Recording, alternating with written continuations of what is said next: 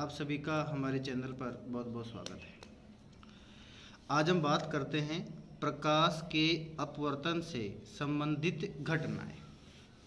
तो इस टॉपिक में हम पढ़ेंगे कि अपवर्तन से संबंधित क्या क्या घटनाएं इस प्रकृति में होती हैं, वो हम यहाँ देख रहे हैं। सबसे पहले है तारों का टिमटिमाना। वैसे छोटी क्लासेज में भी आ जाता है, 9th में भी आ जाता है, यहाँ फिर रिपीट हो रहा है कि रात के समय हमें तारे टिमटिमाते हुए प्रतीत होते हैं। अर्थात कभी वो छोटे तो कभी बड़े, कभी छोटे कभी बड़े, कभी छोटे कभी बड़े रात को होते दिखाई देते हैं। इसे कहते हैं तारों का टिमटिमाना। क्लियर। अब बात आती है कि ये ऐसा होता क्यों है। देखिएगा इसका कारण क्या है कि जब तारों से होकर जो प्रकाश आता है हमारी पृथ्वी तक, वो वायुमंडल की विभिन्न परतों से होकर गुजरता है। क्लियर। और उन परतों का घनत्व अलग अलग है। कभी वो प्रकाश की किरण सरल से विरल, सघन से विरल में, और कभी विरल से सघन में जाती है, जिससे कभी वो अभिलंब के पास आती है तो कभी अभिलंब से दूर जाती है। इस कारण जो आँख में जो प्रकाश की किरण प्रवेश कर रही है उसकी डायरेक्शन लगातार बदलती रहती है, जिससे हमें तारे कभी छोटे तो कभी बड़े होते दिखाई देते हैं, जिसे तारों का टिमटिमाना कहते हैं। रात्रि के समय जब तारों से आने वाला प्रकाश वायुमंडल की विभिन्न परतों से गुजरता है तो उन परतों का घनत्व अलग अलग होने के कारण प्रकाश की किरण कभी अभिलंब से दूर जाती है तो कभी अभिलंब के पास आती है, जिससे आँख में प्रवेश करने वाले प्रकाश की किरणों की दिशा लगातार बदलती रहती है, जिससे तारे टिमटिमाते हुए प्रतीत होते हैं। क्लियर। अगला टॉपिक है सूर्योदय तथा सूर्यास्त। देखिएगा, सूर्योदय के समय हमें सूर्य दिखाई देने लग जाता है, लेकिन वास्तव में सूर्योदय उस समय होता नहीं। तो सूरज दिखाई देने के 2 मिनट के बाद वास्तविक सूर्योदय होता है। इसी प्रकार शाम को सूरज अस्त हो जाता है, उसके बावजूद 2 मिनट तक सूर्य दिखाई देता रहता है। इस प्रकार से दिन की लंबाई में 2 मिनट की सुबह वृद्धि हो जाती है और 2 मिनट की शाम को वृद्धि हो जाती है। इस प्रकार से एक दिन में 4 मिनट की दिन की लंबाई में वृद्धि हो जाती है। इसका रीजन भी अपवर्तन है, क्योंकि जब सूर्य क्षितिज के नीचे होता है तो उससे जो प्रकाश की किरणें आती हैं वो अपवर्तित हो जाती हैं, और अपवर्तित हो जाने के कारण उसका आभासी जो प्रतिबिंब है सूर्य का वो हमें दिखाई देने लग जाता है। तो सुबह के ओपनिंग के जो शुरू के 2 मिनट है उसमें जो सूर्य हमें दिखाई देता है वो वास्तविक सूर्य न होकर आभासी सूर्य है, मतलब कि वास्तविक सूर्य का वो प्रतिबिंब मात्र है। इसी प्रकार शाम को सूर्य जब अस्त होता है तो उस समय जो सूर्य दिखाई देता है वो भी उसका आभासी प्रतिबिंब ही होता है। देखिएगा इसको, पृथ्वी की सतह के नज़दीक वायुमंडल अधिक सघन होता है, ये बात आप जानते हैं। जब सूर्य से आने वाली प्रकाश की किरणें इस वायुमंडल में विरल से सघन माध्यम में प्रवेश करती हैं तो वह अभिलंब के पास आ जाती है। भाई हमारी पृथ्वी है, इसके पास तो होता है सघन वायुमंडल, और जो जो हम ऊपर जाते हैं वहाँ विरल वायुमंडल होता है।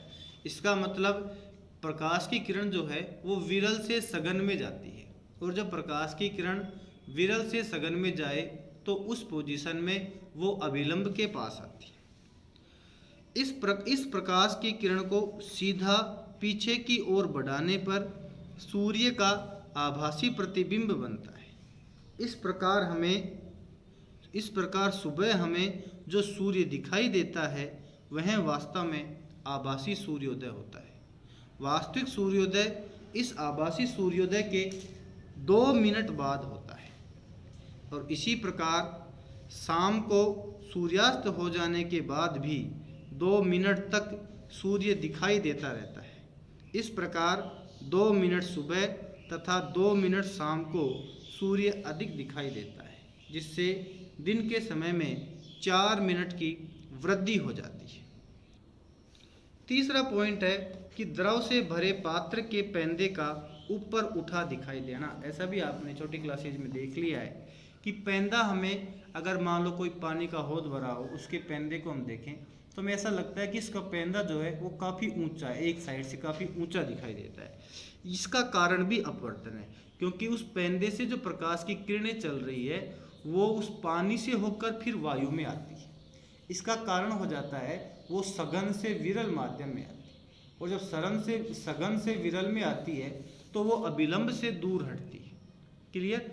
तो उसका एक आभासी प्रतिबिंब बनता है जो उस पेंदे का ऊपर प्रतिबिंब बनाता है, जबकि वास्तविक में पेंदा तो नीचे ही है, पर वो जो हमें दिखाई देता है वो उस पेंदे का आभासी प्रतिबिंब होता है। तो देखो, जब प्रकाश की किरण पात्र के पेंदे से चलकर जल से होते हुए वायु में आती है तो वास्तव में वह सघन माध्यम से विरल माध्यम में प्रवेश करती है, जिससे वह अभिलंब से दूर हट जाती है। जब प्रकाश की यह किरण हमारे आँख में प्रवेश करती है तो प्रकाश की किरण को पीछे बढ़ाने पर उस पेंदे का आभासी प्रतिबिंब कुछ ऊपर दिखाई देता है। इस प्रकार द्रव से भरे पात्र का पेंदा कुछ ऊपर उठा दिखाई देता है। क्लियर? ये हो गया तीसरी बात। चौथा पॉइंट क्या है? किसी छड़ का जो द्रव में आंशिक रूप से डूबी हुई है का मुड़ा हुआ दिखाई देना। मतलब अगर मान लीजिए पानी का गिलास भरा है और उस गिलास में अगर हम पेंसिल को डुबो दें, पेंसिल का कुछ हिस्सा डूबा हुआ हो, कुछ हिस्सा बाहर हो, तो जो हिस्सा डूबा हुआ है वो हमें बाहर वाले हिस्से से मैच होता हुआ दिखाई नहीं देता है, या यूँ कहूँ जो हिस्सा डूबा हुआ है पानी में वो हमें मुड़ा हुआ दिखाई देता है। इसका रीजन भी अपवर्तन है, क्योंकि जो नीचे का जो डूबा हुआ पेंसिल का भाग है वहाँ पर जल उपस्थित है और बाहर वायु उपस्थित है।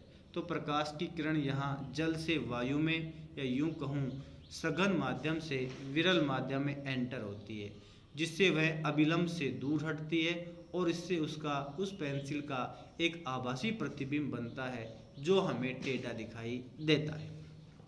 माना कोई पेंसिल है जिसका कुछ हिस्सा द्रव में डूबा हुआ है तथा कुछ हिस्सा द्रव के बाहर है, तब पेंसिल का वह भाग जो द्रव में डूबी है से चलने वाली प्रकाश किरण द्रव से वायु अर्थात सघन से विरल माध्यम में गति करती है तो अभिलंब से दूर हट जाती है।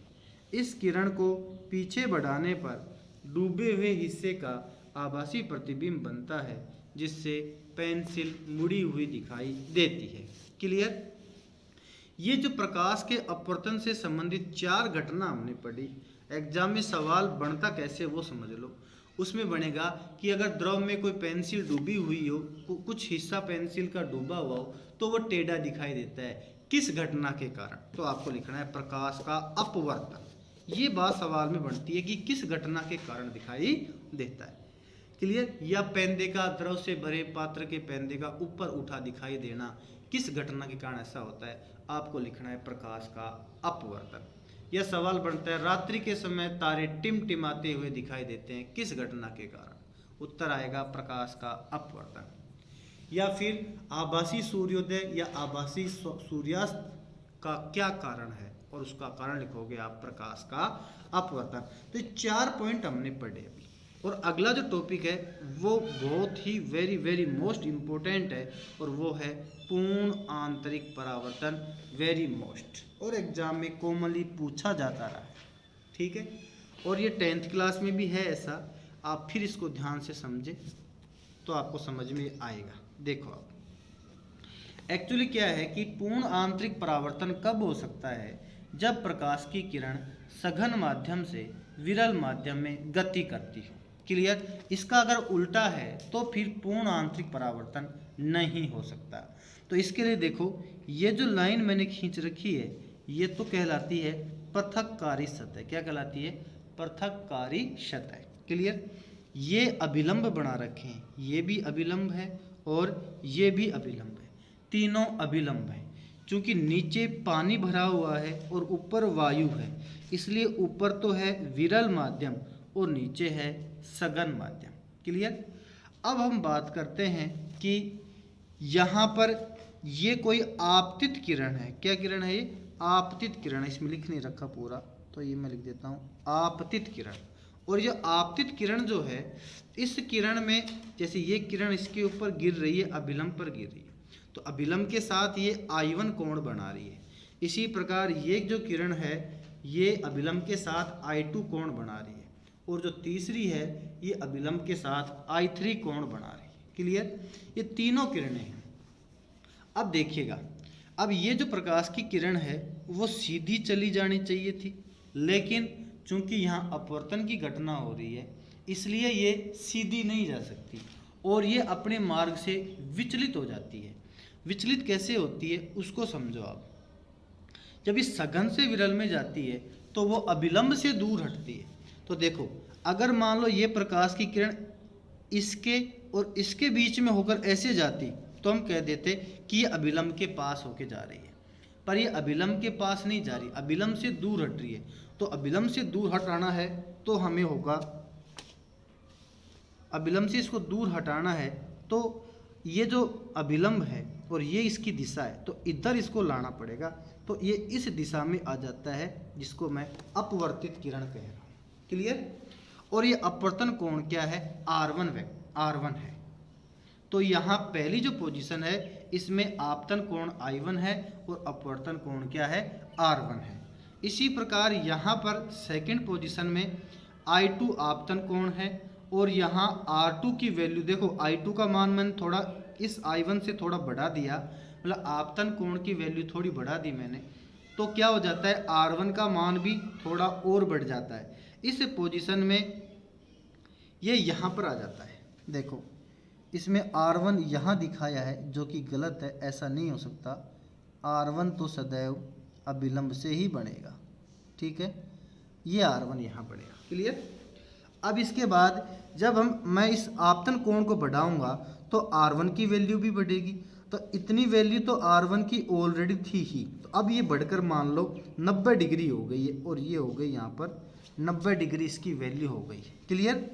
तो इस पोजीशन में जब अपवर्तन कोण का मान 90 डिग्री हो जाए उस समय जो आपतन कोण होगा वो IC के बराबर होगा, अर्थात क्रांतिक कोण के बराबर होगा। और ये जो वैल्यू है I1, ये I1 की वैल्यू जो है वो क्रांतिक कोण IC से कम है और ये जो वैल्यू है ये क्रांतिक कोण के बराबर है। तो जब ये क्रांतिक कोण के बराबर है उस समय अपवर्तन कोण यहाँ 90 डिग्री हो जाएगा, या यूं कह दूं मैं अपवर्तित जो किरण है वो पृथककारी सतह के अनुदिश हो जाती है। लेकिन अगर हम अब आपतन कोण की वैल्यू को और ज़्यादा बढ़ा देते हैं, जैसे यहाँ मैंने और ज़्यादा बढ़ा दिया, I2 को I3 कर दिया, ये I2 IC के बराबर था, अब मैं I3 को IC से बड़ा कर दिया, अर्थात इसकी वैल्यू को और बढ़ा दिया, तो ये जो अपवर्तन कोण था ये और ज़्यादा बढ़ जाता है।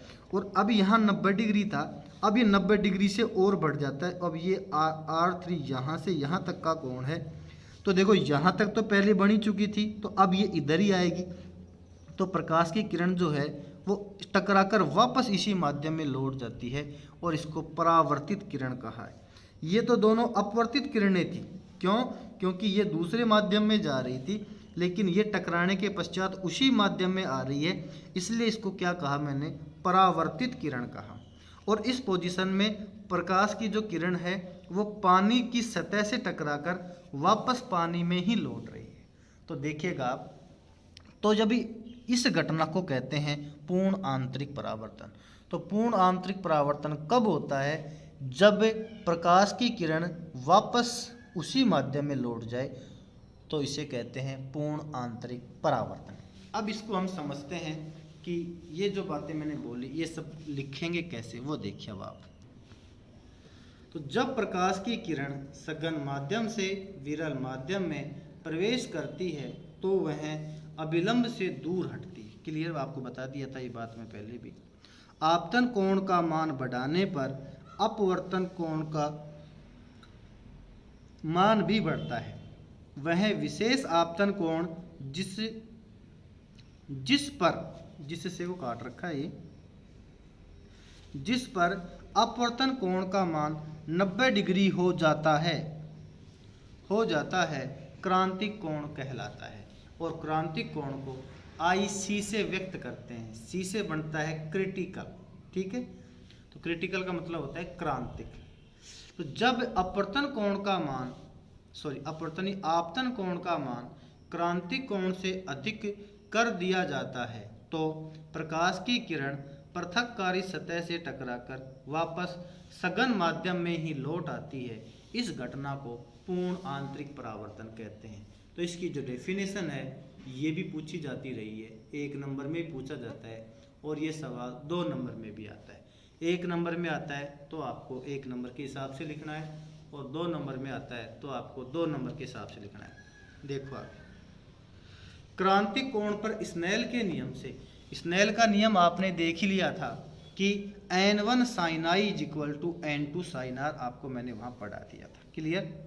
अब देखो n1 तो क्या है भाई, n1 तो है पहला माध्यम जिससे होकर प्रकाश की किरण जा रही है। n2 क्या था, दूसरा माध्यम जिसमें प्रकाश की किरण जाना चाह रही है। तो पहला माध्यम यहाँ पानी था, आपको पता है, तो ये सघन माध्यम था या जल का अपवर्तनांक जिसको मैं n कह रहा हूँ, और n2 विरल माध्यम या वायु का अपवर्तनांक जिसको मैं a कह रहा हूँ। और साथ में r का मान 90 डिग्री कब होगा, जब I बराबर IC होगा। डायग्राम में आपको बताया था कि जब आपतन कोण का मान क्रांतिक कोण के बराबर होता है उस पोजीशन में अपवर्तन कोण का मान 90 डिग्री हो जाता है। रख दीजिए आप n1 की जगह तो n रखोगे तो ये तो बन जाएगा, n1 की जगह n रखोगे तो ये हो जाएगा n sin r। क्लियर। और ये हो गया sin 90 बराबर 1। तो देखिए अब आप इसमें कि जब r का मान 90 डिग्री होगा तो I बराबर क्या रहेगा, IC। ये सारी वैल्यू आप कहाँ रख दीजिए, देखो इसमें यहाँ पर n1 की जगह तो आप क्या रखोगे, n रखोगे तो ये बन गया n। क्लियर।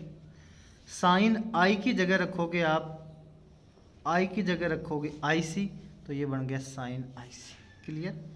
n2 की जगह रखोगे 1 तो ये हो गया 1 साइन R, और R का मान है 90 तो ये साइन 90 हो गया, और साइन 90 का मान क्या होता है, 1। तो 1 गुणा 1 हो गया, या फिर n साइन IC बराबर 1 या n बराबर 1 बटा साइन IC। इम्पोर्टेंट सूत्र है ये, एग्जाम में मैचिंग करने वाले सूत्रों को मैचिंग करने वाला जो क्वेश्चन है उसमें ये सूत्र पूछा जाता है कि पूर्ण आंतरिक परावर्तन से संबंधित सूत्र कौन सा है, तो उससे संबंधित सूत्र है n बराबर 1 बटा साइन IC। तो इसको आपको अच्छे से याद करना है। आगे चलते हैं, अब इसके थोड़ा नोट। कुछ पारगमित माध्यम के लिए क्रांतिक कोण व अपवर्तनांक क्या क्या होता है वो हम यहाँ पर देखना चाह रहे हैं। तो देखो आप, जल का अपवर्तनांक होता है 1.33, मैंने इसके साथ मोस्ट लगा रखा है, आपको अच्छे से इसको याद करना है।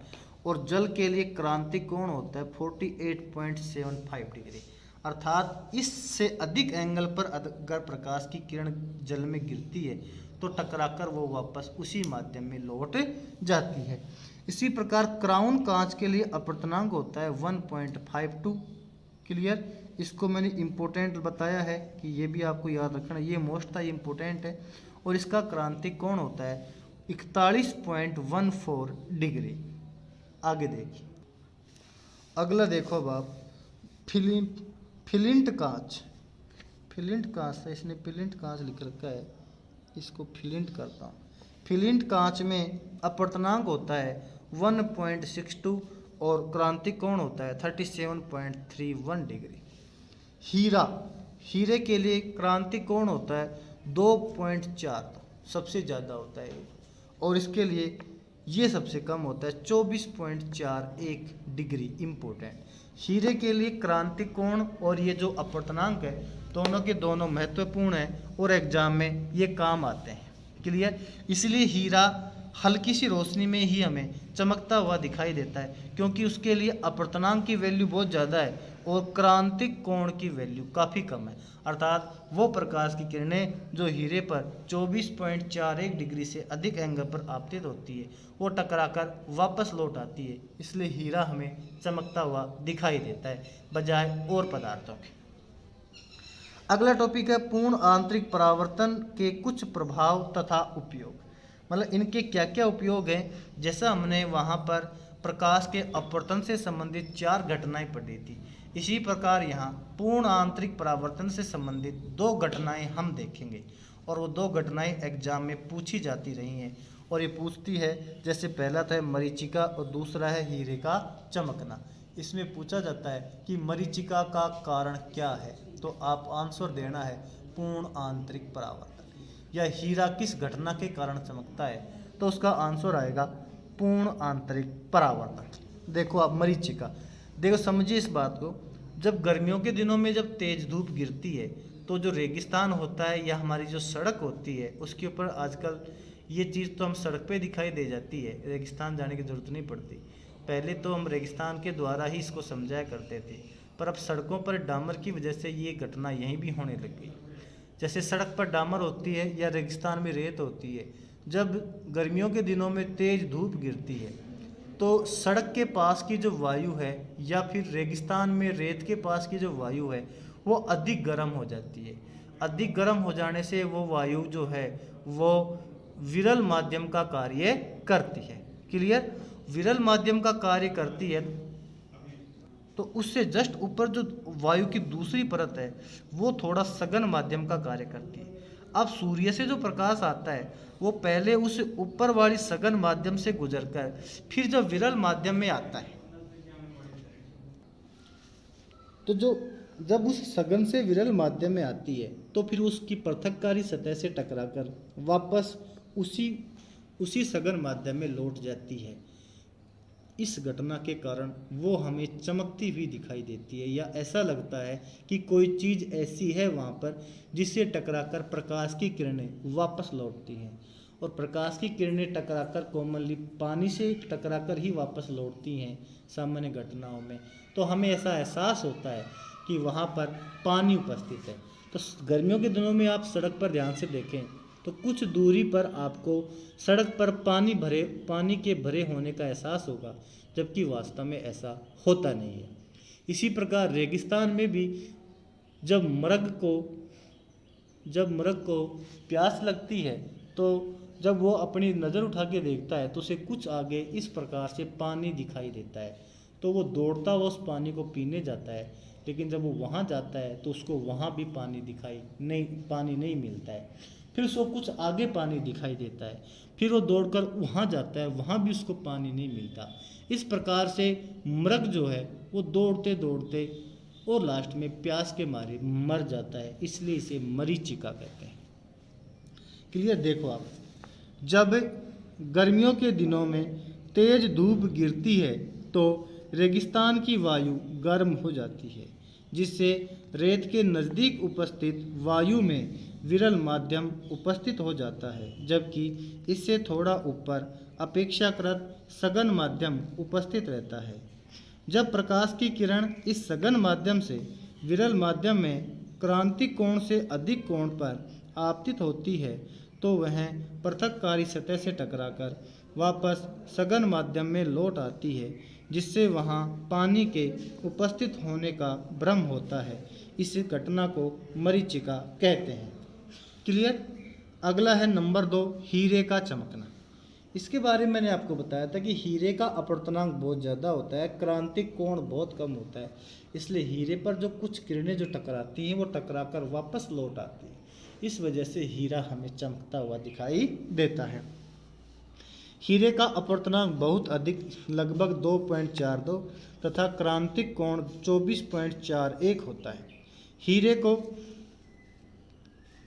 हीरे को इस प्रकार से घिसा या काटा जाता है कि उसकी फलकों में प्रवेश करने वाले प्रकाश का आपतन कोण उसके क्रांतिक कोण से अधिक हो जाए, जिससे प्रकाश हीरे से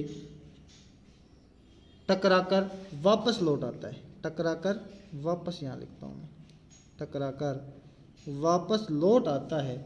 इस कारण हीरा चमकता हुआ दिखाई देता है। ये टॉपिक कंप्लीट हुआ। अगले वीडियो में हम आगे पढ़ेंगे। इसी का हिस्सा है प्रकाशीय तंतु। चलो ये भी अभी पढ़ लेते हैं। प्रकाशीय तंतु तीसरा पॉइंट है इसका, प्रकाशीय तंतु ऑप्टिकल फाइबर। ये इसके अंतर्गत ये भी पूर्ण आंतरिक परावर्तन का ही प्रभाव है। तो पूर्ण आंतरिक परावर्तन के जो उपयोग थे, तो तीसरा उपयोग है प्रकाशिक तंतु।